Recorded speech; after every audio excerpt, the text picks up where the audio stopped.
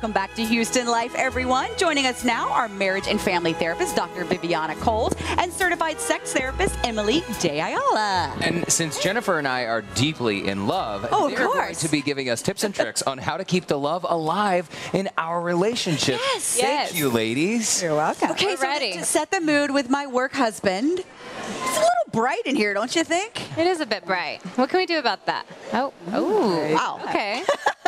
Are sunglasses part of setting the mood? Because I forgot mine. Okay, so lighting may be part of it. I actually have this little lighter too. So lighting is critical for There's setting the mood? something about candlelight. It's actually related to your pupils.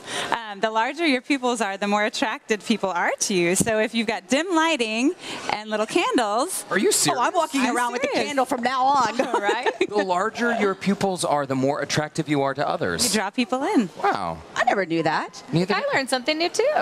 Well, I just like it because, you know, it keeps the light off my... Because no one likes a bright light in their face. It's that Right. softer light, Yes, nice softer. little glow that goes on. So we had the nice lighting.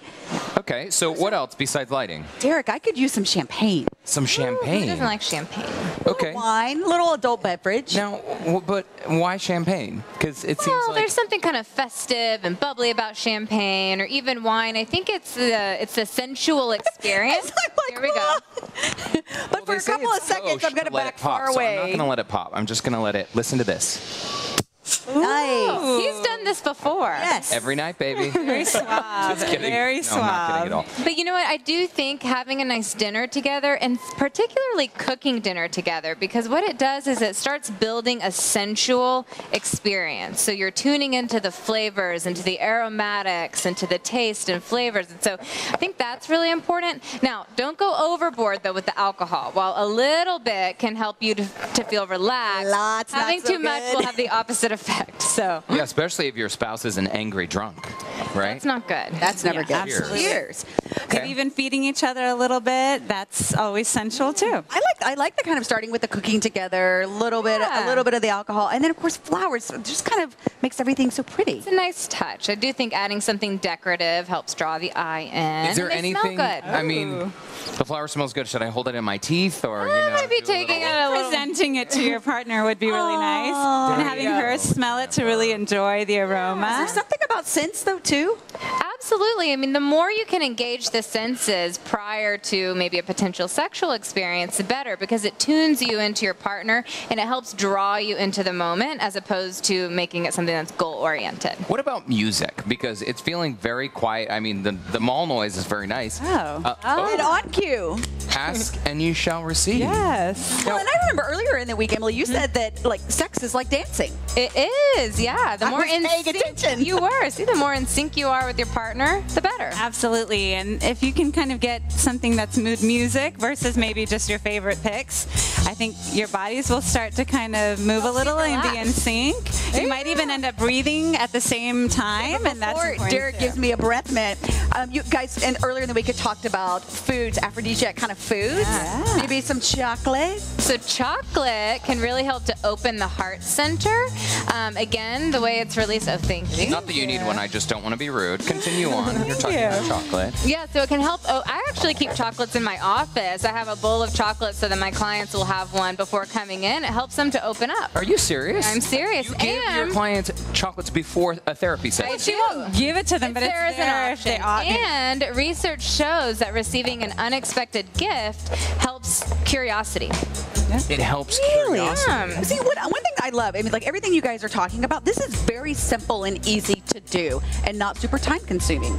It really is. And it makes any small occasion like, hey, we're both home at the same time, turn it into something that you can celebrate, and you can turn it into something a little bit more special. This is also, you guys have talked about scheduling romance time. This is one of those things you could schedule in. Make it a date. And it's a simple act of kindness. I know earlier this week, guys, if you've been watching the show, one of the days we talked about the 5 different love languages. Yeah. And just, I mean, for me, if someone were to create a little meal like this, it wouldn't matter if it were Valentine's Day or any night Right. of the year. It's just that extra And you know, and it doesn't even have to be flowers and champagne. I mean, one of my favorite dates my husband did was a surprise breakfast picnic.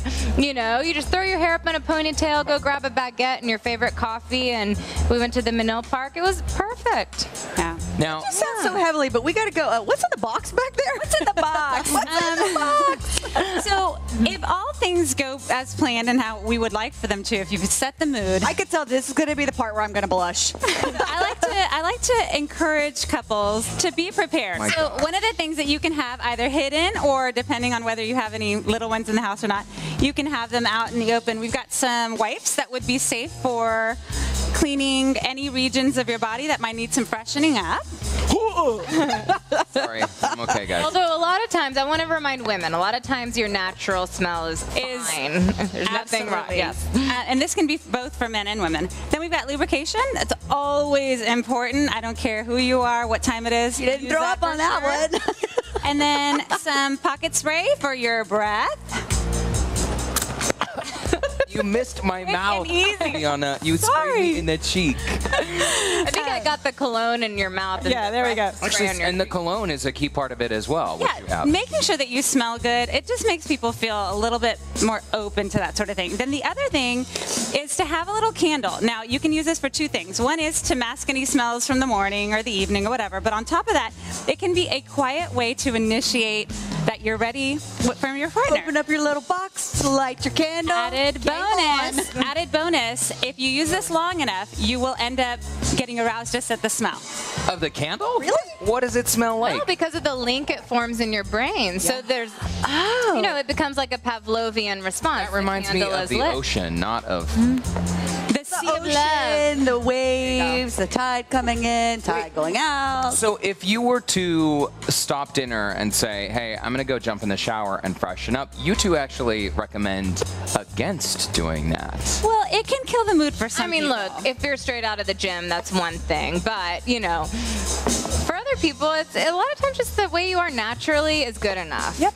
Okay, so, but maybe the ideal scenario would be to take a shower, then make dinner together. Absolutely. Yeah. So you're a little bit fresher. So this can be Pre-prepared. ready for morning time. This is kind of a, just in case the mood strikes us and we don't feel as fresh as we'd like, or maybe we haven't brushed our teeth, it's ready to go. I think that's a One great last point, idea. I think, especially for the guys, is to remember that foreplay and setting the mood starts at the end of the last sexual experience. Okay, so the more you can do in that week to help take any pressure off your partner, the better. Another thing I learned this Another thing, this week, we have learned so much from sex therapist Dr. Viviana Coles and sex therapist Emily De Ayala. First of all, we discussed what is love, right, on Monday. We also talked about the difference between love and lust. I have my notes here. Are men just nuts? You can read between the lines on that one. No. But we have We learned chemical that they differences weren't. between men Yeah. and women. And also roadblocks that we all face in relationships. Sometimes cheating, but you both believe that we can get through anything, right? I think so. And lastly today, I was gonna say, setting the I think mood. this is my favorite, setting the This mood. was fun. Great. You know what? Next Cheers time, to a though, great week. Thank you. Thank you so two much for extra having glasses. us. Cheers I to know. both of Thank you. you so Thanks much. for joining us. Thanks, guys. And guys, that was fantastic. To keep up with our relationship experts, Emily De Ayala and Dr. Viviana Coles, you can visit TexasRelationshipTherapy.com and ReviveTherapy.com. You can also check out Emily and Dr. Coles on YouTube and Facebook. And again, we had so much fun this week, ladies. Come back and see us again soon. Anytime. Thank you.